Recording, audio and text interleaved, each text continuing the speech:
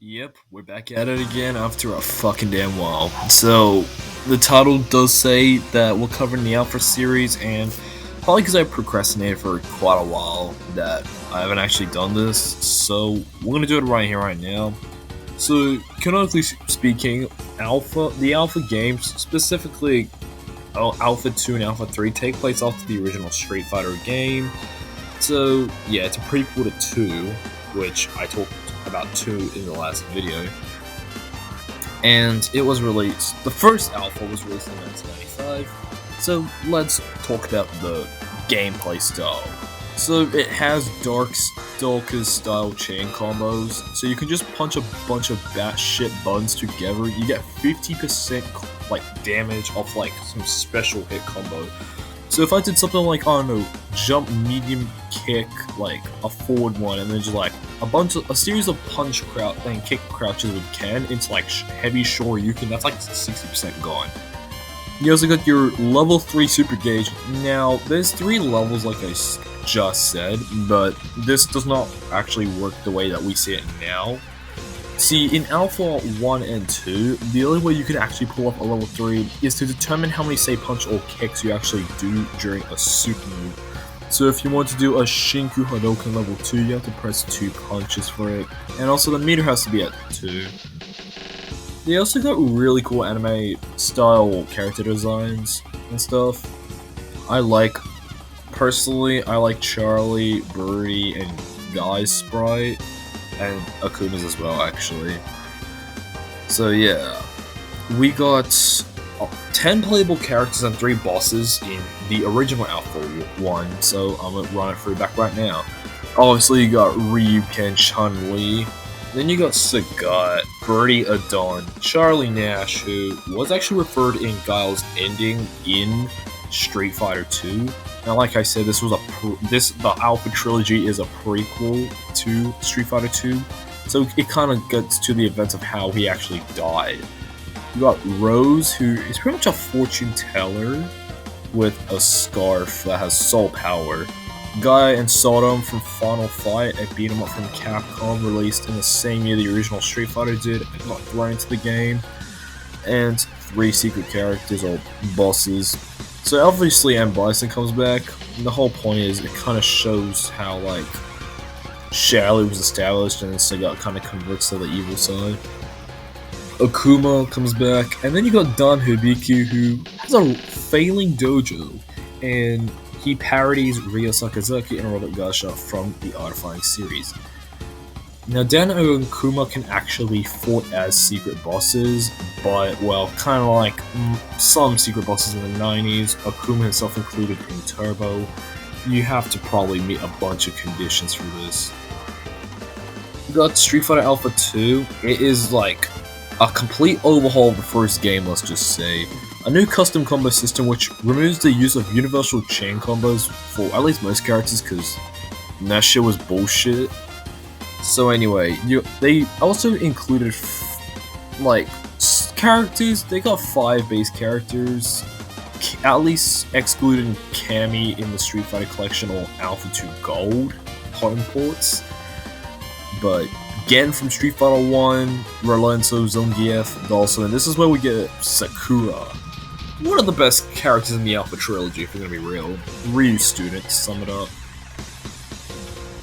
Alpha 3 came out in 1998, that was the last Alpha game, and this is pretty much not only the biggest amount of, characters that you got in an Alpha game, but, this is where we get our famous A, V, and Xism. A was actually called Zism in Japan and Asia, because in Japan and, well, the entire Asia region, it's referred to as Zero instead of Alpha. So other than completely redone music stages, you also got 9 additional characters, at least in the base game. Rainbow Miku is basically just a Japanese wrestler who idolizes Geef. Corinne's a rival of Sakura, who was actually introduced in Masahiko Nakahira's manga, Sakura Gambaru. Julie and Junior are basically just dolls, and that's where you get the whole dolls bullshit concept from. They never made out this game, by the way. The main character, the original Final Fight, Cody makes his debut with the whole I'm in prison arc. Cammy is playable in this game. E, Honda, and Blanca are thrown into the mix, pretty much making it full circle for the original 8 World Warriors, and then Vega and Balrog were thrown in as well. Now, in the actual arcade version, Julie, Junie, and Balrog were only like hidden characters that you could actually like play as under certain requirements.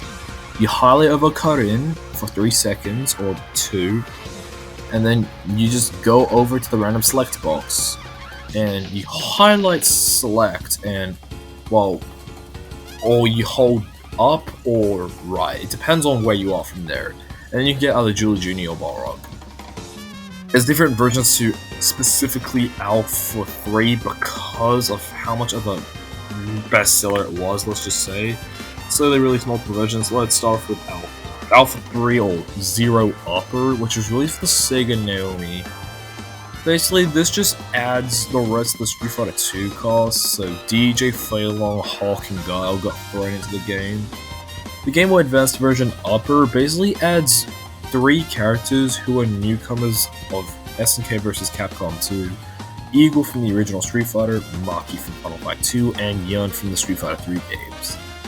We also got Street Fighter Alpha 3 Max, or Double Upper in Japan, and we just got Ingrid, but, well, just from the fighting game thingy, like the, what do you call it, Capcom Fighting Jam, but, well, she's irrelevant to the lore.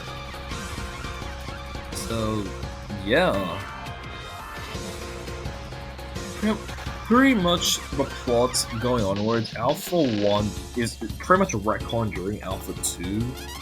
So, a shit ton of things happen actually. So, Ryu just won the Street Fighter tournament, Adon deserts Sagat, Rose foretells a bunch of future events, Charlie Nash's final mission, those kind of things. Alpha 3 is when it gets to like a pretty interesting point, because Charlie is not canon to this game, even though he's playable.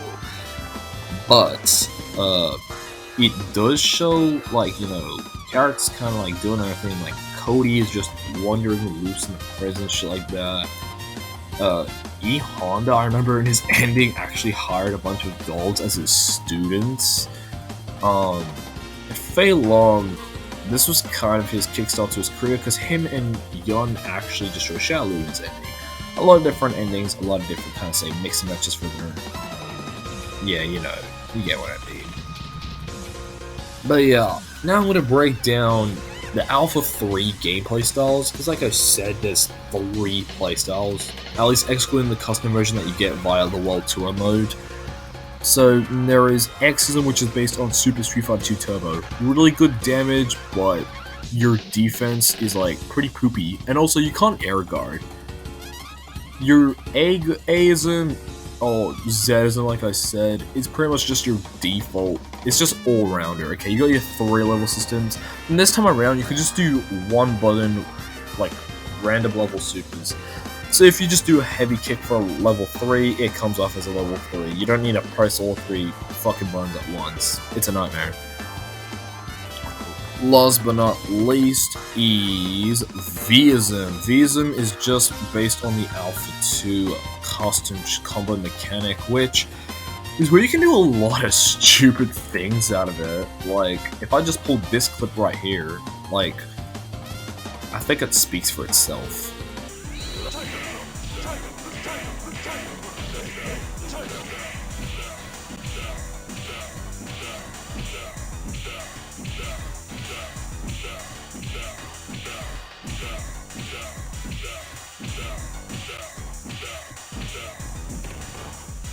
Also, FYI, Vega is still paying for his fucking crimes in this game because he's still batshit, and, well, we're just lucky Blanca wasn't too overpowered in this one, because, gosh, someday when I get to Capcom vs SNK 2, it's gonna be a long story between those two guys. But for now, obviously, another threat rises from the ashes. It's fucking Slide Special Cancel Dawson. God, this guy. But yeah, that's about it. Well, yeah, it's been a while and stuff like that. Got flat out. Came back from Singapore last month and I just went rusty. So I realized I need to do something with this channel, kind of like keep y'all entertained. You know, this channel ain't too, maybe a tiny bit, still. Well, see you guys in whatever next random project I start.